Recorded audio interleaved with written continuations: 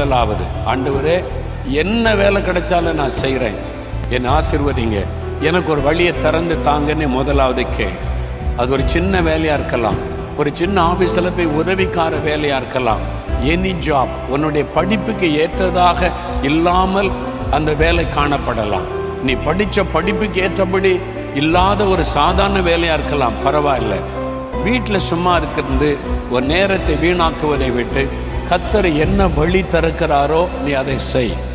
நீ கொஞ்சத்தில் உண்மையா இருந்தா தேவன் உன்னை அநேகத்துக்கு அதிகாரி ஆக்குவார். நீ கொஞ்சம் சின்ன வேலையில உண்மையா நடந்து கொண்டீன்னா படிப்படியாக உயர்த்தி உன்னை மேனேஜர் ஆக்குவார். எப்போ உன்னை மேனேஜர் ஆக்கணும் என்பது கர்த்தருக்கு தெரியும்.